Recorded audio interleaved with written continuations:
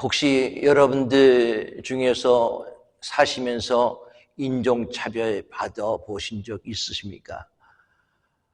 저는 있습니다. 있어도 많이 있습니다. 미국에서 대학을 다닐 때도 인종차별 받은 적도 있고요. 살아가면서도 인종차별 받은 적도 있습니다. 미국은 우리가 잘 알듯이 다인종, 다문화가 공존하는 사회이지만 아직까지도 인종차별, 신분차별이 다양한 형태로 일어나고 있습니다. 한국 사람도 예외가 아닙니다. 인종차별을 당하기도 하지만 저희 한인들도 은근히 타인종에 대한 차별이 심한 민족이 바로 한인입니다. 우리는 차별 없는 세상을 꿈꿉니다. 사람들은 누구나 다 그런 세상을 바라죠. 그런데 차별 없는 세상이라는 것은 서로서로의 차이를 인정받는 세상이 차별 없는 세상이에요. 차이를 인정받을 뿐만 아니라 그 차이를 존중하는 세상이 될 때 우리는 차별이 없는 세상을 만들 수가 있습니다. 왜냐하면 우리가 남을 차별할 때는 당연하다 생각하기 쉽습니다. 그러나 다른 사람이 나를 차별할 때 왜 나를 차별하지? 부당하다 생각하는 거죠. 차별이라는 단어가 여러 단어가 많이 있습니다. 오늘 성경에 나와 있는 그 단어도 있지만 그러나 차별이라는 단어를 우리가 흔히 말하는 discrimination이라는 단어를 한번 사용할 수 있기를 바라겠습니다. discrimination, 차별이 없는 세상을 여러분들이 꿈꾼다면은 서로서로의 차이를 받아들여야 돼요. 즉 difference. 우리가 discrimination이 없는 세상을 우리가 받기를 원한다면은 서로서로의 차이, difference를 인정하고 용납해야 된다는 것이죠. 이것을 받아들이지 않을 때 우리는 차별 없는 세상을 만들 수가 없습니다. 유대인들은 선민사상이라고 갖고 있습니다. 자기들이 하나님의 택한 백성이라는 거죠. 여기에 대한 자부심을 갖고 있습니다. 그리고 그 선민사상이 항상 차별로 나타났어요. 예수님은 그런 유대인의 선민사상에 대해서 성경에 아주 책하시면서 잘못됐다고 얘기하십니다. 그리고 하나님은 차별하시지 않는 하나님이라고 말씀하셨어요. 마태복음 5장 44절에 예수님이 이렇게 말씀하십니다. 하나님은 그 해를 악인과 선인에게 비추시며 비를 의로운 자와 불의한 자에게 내려주시는 분이시다 라고 얘기하고 있습니다. 우리가 잘 알고 있는 초대교회입니다. 항상 모든 교회마다 그런 마음이 있습니다. 초대교회로 돌아가자. 초대교회처럼 하나님 말씀으로 열심히 증거하자, 부흥하자. 그런데 초대교회도 여러분 말썽이 많은 교회. 가장 대표적인 그런 문제가 무엇입니까? 과부들에 대한 구제입니다. 헬라파 과부와 또한 히브리파 과부끼리 서로서로 그런 어려움이 있었습니다. 차별이 있었죠. 히브리파를 더 잘 준다, 아니다 헬라파를 준다 하면서 그런 차별이 있었습니다. 초대교회에도 문제가 있었다라는 것을 우리는 잘 알고 있습니다. 베드로 사도행전 10장 말씀에 보자기 환상을 통해서 하나님은 사람을 외모로 취하시지 않는다 말씀했습니다. 그리고 사도 바울은 에베소 6장 9절을 통해서 유다인이나 헬라인이나 자유인이나 모든 사람이 하나님 앞에서 동등되다라고 이야기하고 있습니다. 야고보서를 비롯한 모든 말씀이 사람을 외모로 취하지 말라라고 얘기하고 있습니다. 그런데 안타깝게도 오늘날 교회, 어쩌면 우리들이 섬기는 교회 안에서, 이민교회 안에서 또한 모든 교회 안에서 이런 차별이 존재하고 있다는 사실을 우리는 부인할 수 없다는 것이죠. 오늘 본문 말씀에 근거해 본다면 예수 그리스도에 대한 믿음은 전혀 찾아볼 수 없는 차별과 편파주의로 얼룩진 모습이 바로 초대교회의 모습이었고 또한 오늘날 이 시대의 교회의 모습이 아닌가. 2절 말씀을 한번 살펴보기를 원합니다. 2절 한번 봅시다.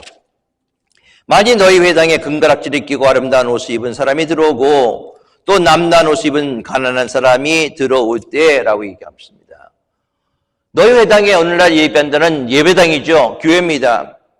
교회 나와서 예배 드리는데 어떤 사람들이 금가락지를 입고 아름다운 옷을 입고 들어왔습니다. 요즘에 말한다면 좋은 차, 어떤 차가 좋은 차입니까?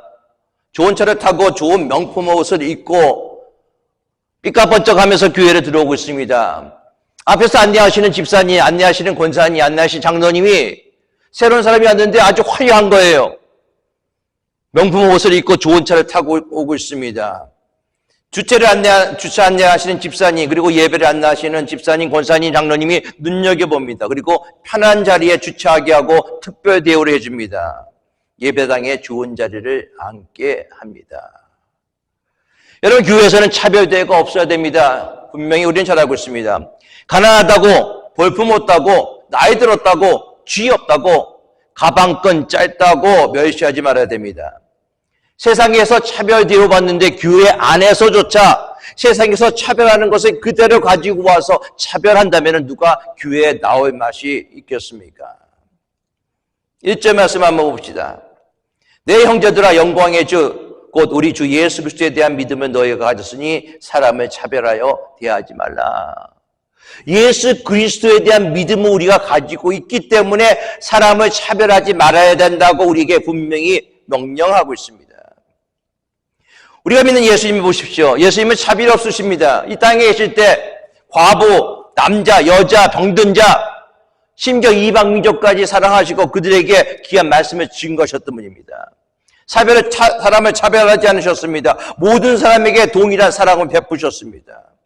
우리가 그런 예수 그리스도를 섬기는 믿음이 우리 안에 있다면 우리 또한 차별을 하지 말아야 된다는 거예요. 여러분들 교회 안에서도 서열이 있다는 것을 아십니까? 목사, 장로, 권사, 집사, 성도 이런 서열이 있어요. 그 일이 서열입니까? 목사, 장로, 권사, 집사 이런 것이 서열이라고 여러분들 생각하십니까? 섬김의 모습이죠. 그래서 제가 목회를 하면서 그런 분들을 많이 봤습니다. 어떠한 목사님과 평신도, 목사님과 집사님, 아니면 장로님과 집사님 서로서로 어떠한 회의를 하면서 싸웁니다. 의견 대립이 있습니다. 그럴 때마다 나타나는 소리가 있어요. 저는 실제로 제가 섬겼던 교회 장로님이 이렇게 말씀하신 거 들었습니다. 이 집사가 뭘 한다고 그래? 장로의 말에 따라야 될 거 아니야. 모르겠습니다. 장로의 말에 따라야 되는 건지 안 되는지 모르겠습니다. 목사, 장로, 권사, 집사, 성도 서열이 있다는 것이죠. 서열이 아닙니다. 또 다른 서열이 있습니다. 잘난 사람, 못난 사람, 가진 사람, 못 가진 사람, 배운 사람, 못 배운 사람 서열이 있죠. 교회 안에 서열이 있다는 것은 무엇을 얘기하는가? 우리가 아직도 예수 그리스도를 제대로 믿지 못한다는 것이죠. 예수를 믿는다면 서열이 있을 수가 없습니다. 서열이 있다는 것은 그 서열을 가지고 차별하는 사람이 진정으로 예수를 믿는 사람인가 다시 한번 살펴볼 필요가 있다는 것입니다. 2절 3절을 다시 한번 봅시다. 만일 너희 회당에 금가락지를 끼고 아름다운 옷을 입은 사람이 들어오고 또 남난 옷을 입은 가난한 사람이 들어올 때 너희가 아름다운 옷을 입은 자를 눈여겨보고 말하되 여기 좋은 자리에 앉으소서 하고 또 가난한 자에게 말하되 너는 거기 서 있든지 내 발등상 아래 앉으라 하면 아주 쉽게 야고보는 설명하고 있습니다. 너무나 대조적인 두 사람이 등장합니다. 그리고 교회가 이 두 사람에 대해서 어떻게 대해야 할지 태도를 보여주면서 사람을 차별하는 모습을 그대로 적나라하게 보여주고 있습니다. 두 방문자를 대하는 성도들의 태도를 묘사하고 있습니다. 두 사람의 안내함에 있어서 차별이 무엇인지를 얘기하고 있어요. 부자가 왔을 때의 모습들, 가난한 자가 왔을 때의 모습입니다. 그거 갖고 차별을 한다는 거죠. 이렇게 한번 생각해 봅시다. 만약에 제가 교회 앞에 서서 안내를 한다고 생각해 봅시다. 근데 안내를 하는데요. 내 마음에 드는 사람한테만 주보를 줍니다. 그리고 내 마음에 안 드는 사람은 주보를 안 줘요. 여러분들 만약에 그런 일을 당해봤다고 생각해 봅시다. 말도 되지 않는 소리죠. 여러분들 예배드리러 본당에 들어오면서부터 차별이 있는데 신앙생활하면서 얼마나 많은 차별이 있을까요? 오늘날 교회에서 차별은 이런 것들이 아닐까요? 목사와 특정한 성도들과의 관계, 목사님과 어떤 성도들, 장로님, 권사님, 집사님이 될 수 있습니다. 상당히 가깝습니다. 어떤 목사님은 평신도와 같이 여행을 떠나시는 분도 상당히 많이 봤습니다. 크루즈를 떠나시던가 그것이 잘못됐다는 것은 아닙니다. 그런데 상당히 가깝습니다. 목사와 특정 교인이 얼마나 가깝냐에 따라서 거리감이 생길 수 있는 차별성. 대부분 교회에서 목회자에게 선물을 자주 전달하거나 목사님을 잘 대접하거나 하는 성도들, 물질적으로 후원자가 되시는 그런 성도들, 우선적으로 인정할 수밖에 없는 그런 모습이죠. 그리고 교회에 얼마나 많이 기여했느냐, 기여도에 따라서 차별을 받을 수 있습니다. 적나라하게 얘기해 볼까요? 얼마나 헌금을 드리느냐, 교회 사역하는 데서 얼마나 후원을 하고 있는가, 그런 것에 따라서 차별이 있을 수가 있다는 것이죠. 또 교회 행사에 얼마나 적극적으로 참석하느냐에 따라서 차별이 있을 수가 있습니다. 물론 믿음이 좋은 분들은 교회 행사에 적극적으로 참석할 수 있습니다. 그러나 하루 벌어서 하루 살기 힘든 그런 성도들도 교회 내에서는 분명히 있습니다. 교회에서 주중에 나와라 또는 낮에 나오라 하는데 나올 수 없는 형편에 있는 성도들도 있습니다. 그러나 교회는 주일 성수, 새벽 기도, 기도 구역 모임, 기도회, 제자 훈련, 얼마나 잘 참석하느냐에 따라서 열심히 있는 성도, 그렇지 않는 성도를 구분하는 잣대로 사용할 때가 너무나도 많이 있다는 것입니다. 이런 현상들이 오늘날 교회 속에 있고 그것을 목격한 사람들은 교회를 더 이상 다니고 싶은 생각이 들지 않습니다. 교회는 절대로 어떤 모습이든지 간에 사람을 차별하는 곳이 되어서는 안 되는 것입니다. 차별에 대한 결론은 4절에 나와 있어요. 4절 말씀 봅니다. 너희끼리 서로 차별하여 악한 생각으로 판단하는 자가 되는 것이 아니냐. 차별하면 안 되는 첫 번째 이유는 무엇인가? 그것이 판단하는 것이 되기 때문에 그렇습니다. 4절의 차별이라는 단어는요, 우리 1절에 나와 있는 단어랑 좀 다릅니다. 1절의 차별과 4절의 차별에 번역된 단어, 영어로 다르게 번역이 되었습니다. 4절의 차별이라는 단어는 나눈다, 구분된다 의미를 가지고 있습니다. 그렇다면 여기에서 차별은 결국 나누는 거예요. 이 차별이 심하게 되면 교회 안에서 성도를 나누게 되는 그런 불상사가 이루어지게 되어져 있다는 것입니다. 즉 판단하는 자가 된다면 교회를 둘로 나누게 되는 것이죠. 성령이 하나가 되게 하신 교회를 분리시켜 놓는 것이 차별이다라고 얘기하고 있습니다. 즉 내가 생각한 차별을 통해서 교회가 갈리는 거예요. 교회가 힘드는 것입니다. 내 차별로 인해서 교회가 부자와 가난한 자를 나누게 되고, 내 차별로 인해서 교회가 잘난 자와 못난 자가 되게 하고, 내 차별로 인해서 교회가 성공한 자, 성공하지 못한 자가 되고, 내 차별을 통해서 지역 색깔이 나타나는 그런 모습 또한 있을 수가 있다는 것입니다. 예수님이 기뻐하시지 않는 일이에요. 예수님이 반대한 일입니다. 우리는 판단한 자가 되어서는 안 됩니다. 우리에게 그런 권한이 조금도 없어요. 목사에게도 그런 권한이 조금도 없습니다. 우리의 재성된 본성은 악한 생각으로 항상 사람들을 판단하게끔 되어져 있습니다. 그러나 분명히 여러분들에게 말씀드리기 원합니다. 판단은 여러분들의 권한의 밖의 것이라는 사실을 알 수 있기 바라겠습니다. 판단하시는 분은 하나님이세요. 차별하는 것은 무엇인가? 우리가 하나님의 자리로 올라가는 거예요. 내가 하나님의 모습이 되는 것입니다. 내가 재판관이 되는 것입니다. 그래서는 안 되는 것이죠. 우리가 재판관이 되어 판단하게 될 때 문제가 생기는 것입니다. 우리에게는 판단할 권한이 없음을 분명히 알 수 있기 바라겠습니다. 또한 성경이 이렇게 얘기하고 있습니다. 판단하는 너희가 판단하는 것으로 판단받을 줄 생각하지 못하느냐라고 얘기하고 있습니다. 하나님은요, 외모를 보시지 않습니다. 하나님은 중심을 보신다라고 사무엘상 16장 7절은 얘기하고 있습니다. 우리가 사람을 볼 때와 하나님이 사람을 볼 때와의 차이점의 모습이 바로 그것이죠.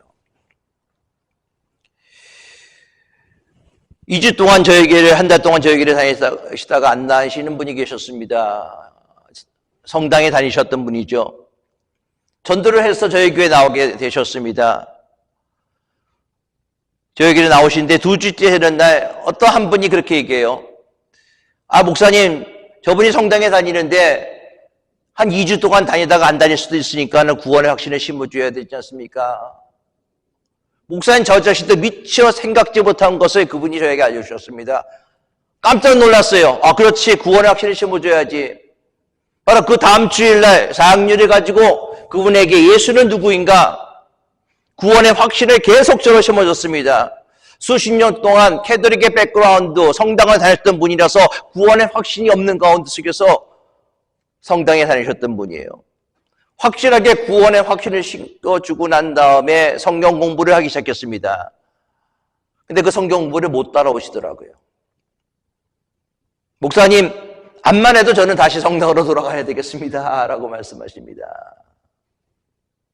저는 그분을 판단할 수가 없습니다. 아, 그러세요?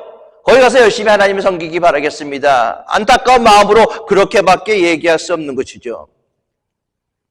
우리에게는 판단의 권한이 전혀 없습니다. 그분이 어떤 모습으로 어떤 환경 가운데 저에게 오셨다 하더라도 아니면 우리가 만났다 하더라도 우리는 절대로 판단할 수 없는 것이 우리의 모습인 것입니다. 예수님은 신분으로 차별 대우하신 분이 아닙니다. 당시 상황에서 가장 하층이라고 했던 천대와 멸시받았던 수많은 사람들 차별 대우하지 않았습니다. 배고픈 사람, 병든 사람, 멸시와 천대받은 사람, 나병에 걸린 사람들 예수님이 친히 손으로 만지시고 그들을 낫게 하셨던 사건들을 우리는 잘 알고 있습니다. 하나님 우리와 관계를 맺으실 때 우리의 외모과 조건을 보지 않으십니다. 하나님 우리를 어떻게 사랑하셨는가 생각해 본다면 우리는 다른 사람들을 차별할 수가 없다는 것이죠. 우리가 말로만 나 같은 지인 살리신 주 은혜 고마워라고 말로만 하는 것이 아니라 진정으로 나 같은 지인을 살리신 하나님의 은혜, 하나님의 사랑을 우리가 체험했다면 우리 주변에 있는 사람들을 차별 없이 그 사람들 하나님의 사랑으로 감싸줄 수밖에 없다는 것입니다. 이 땅에 어떤 사람도 차별하지 않고 받아들이는 유일한 곳이 있다면 그것이 바로 교회가 돼야 된다는 사실을 우리가 분명히 알 수 있기를 바라겠습니다. 이 땅에 차별을 철폐하는 것은 기독교입니다. 복음이 제대로 들어가면 가는 곳마다 차별이 없어지는 것입니다. 교회에 그 어떤 사람이 온다 하더라도 차별 없이 그 사람들을 다 받아들일 수 있는 모습이 바로 교회의 모습이 되어야 돼요. 그것이 하나님의 뜻이고 하나님이 이 땅에 교회를 세워놓으신 이유 중에 하나인 것입니다. 우리가 예수를 믿으니 믿는다는 한 가지 이유만으로도 차별 대우하지 말아야 된다는 것이죠. 그것이 오늘 본문이 우리에게 얘기하는 것입니다. 그러나 우리는 너무나 많은 사람들을 차별하고 있습니다. 그 외모 때문에 차별하고 있어요. 환경 때문에 차별하고 있습니다. 그래서는 절대로 안 되는 것입니다. 또 우리가 차별해서는 안 되는 이유가 무엇인가? 차별하면 그것이 죄라는 사실이에요. 8절과 9절 말씀입니다.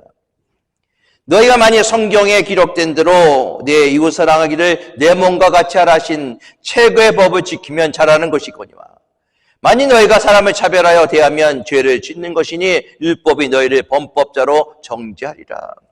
차별이 뭐라고요? 죄를 짓는 것이다. 우리가 차별할 때 죄를 짓는 거예요. 얼마나 많이 차별합니까? 제가 처음에 말씀드렸지만 우리 한인들도 상당히 사랑하는 사람을 차별하고 있습니다.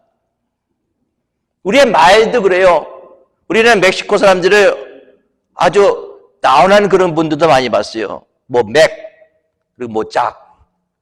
흑인들이 이렇게 얘기하죠.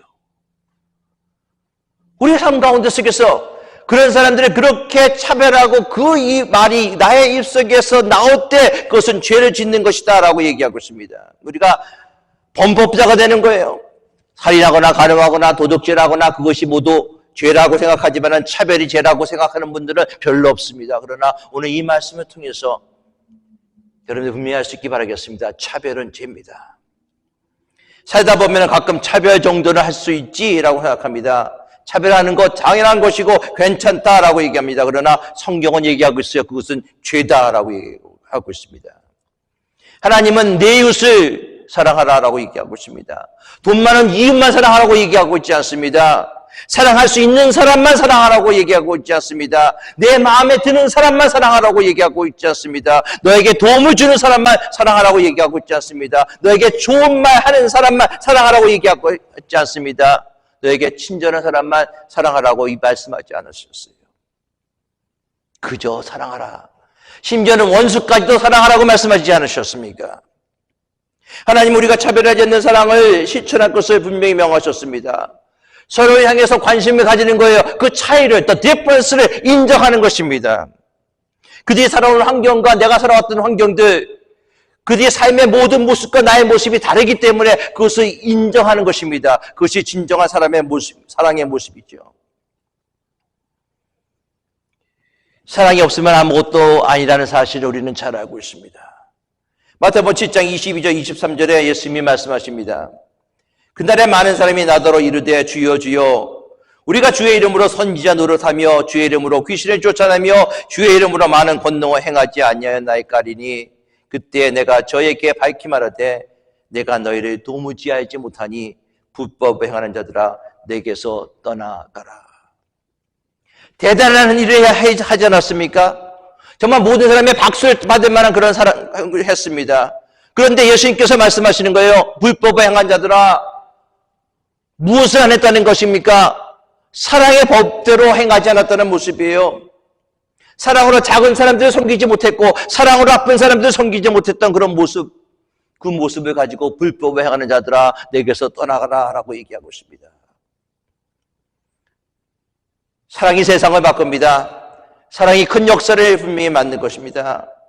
누가복음 10장 27절 28절에 주님이 이렇게 말씀하십니다. 내 마음을 다하여 목숨을 다하여 힘을 다하여 뜻을 다하여 주 너의 하나님을 사랑하라. 이것도 뭐죠? 내 이웃을 내 자신같이 사랑하라. 예수께서 이르시되 내 답이 옳도다 이를 행하라 그리하면 살리라. 저는 뒤에 있는 말씀이 제 가슴을 콱콱 찌르더라고요. 예수님이 그 말씀을 하시면서 그대로 행하라 그리하면 살리라 라고 얘기했는데 거꾸로 얘기합시다. 그대로 행하지 않으면 너는 죽은 목숨이다 라고 얘기하고 있는 거예요.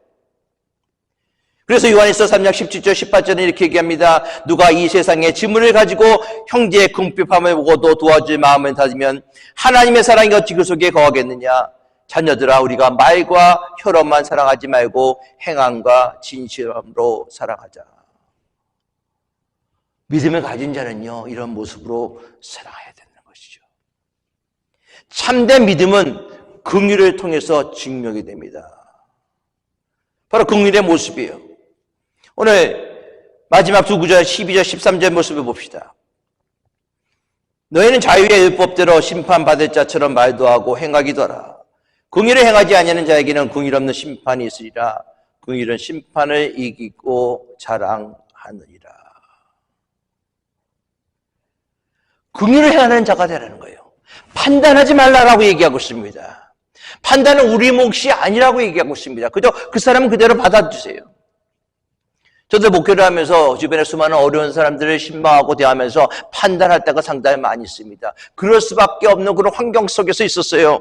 정신적으로 이상한 분을 만난 적도 있었습니다. 판단할 수밖에 없는 것이죠. 그러나 그 판단조차도 바로 죄다는 사실을 제가 알고 난 다음에 그저 불쌍히 여겨주시옵소서. 그 말밖에 안 나오더라고요. 너무 불쌍한 거예요, 그 영혼이요. 오늘 본 말씀 속에서 긍휼을 여겨라라고 얘기하고 있습니다. 가난한 사람을 보면서 멸시하고 무시한 사람 자신도 긍휼 없는 심판을 받는다는 것입니다.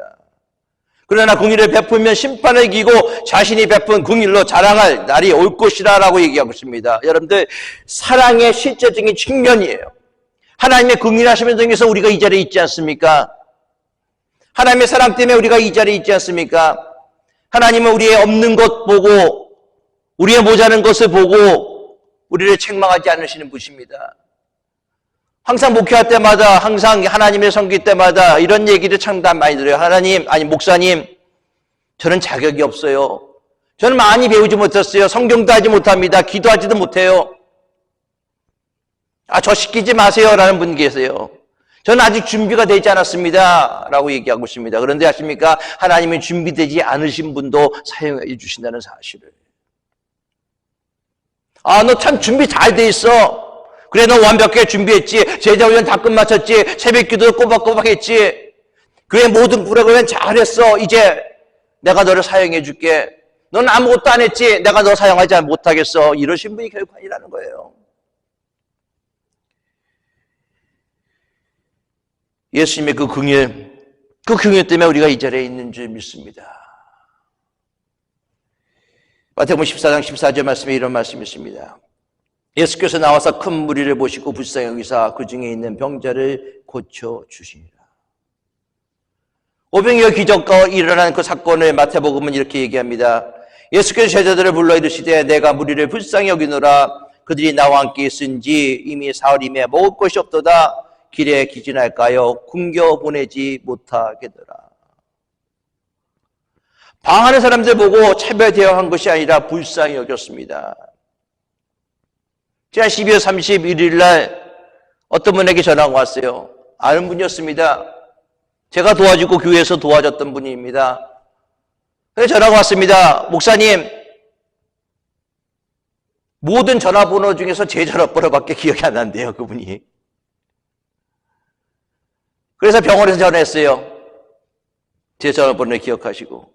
병원에 있습니다. 알았습니다. 어떤 일이 있습니까?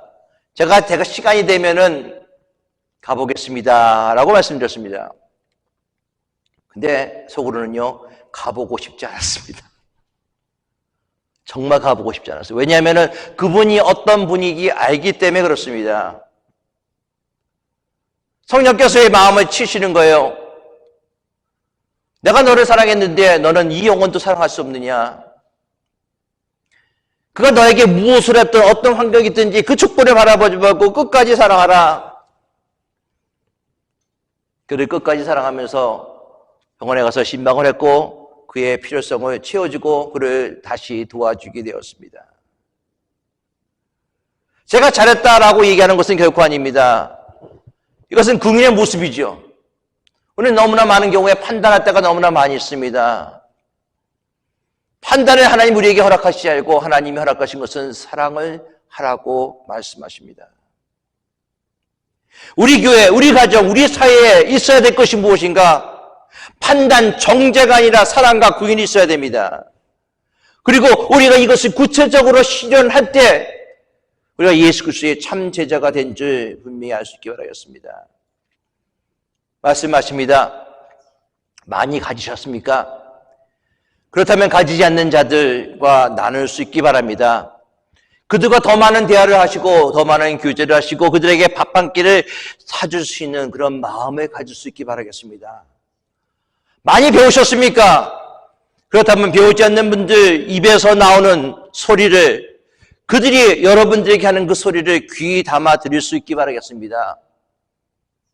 어떨 때는 그들의 소리 얼마나 무식하면 저런 소리 하겠어 라고 생각하지 마시고 더 배우신 여러분들이 그들의 마음을 열고 그들의 말을 들어줄 수 있는 모습이 될 수 있기 바랍니다. 그리고 그분들의 속으로 들어가세요.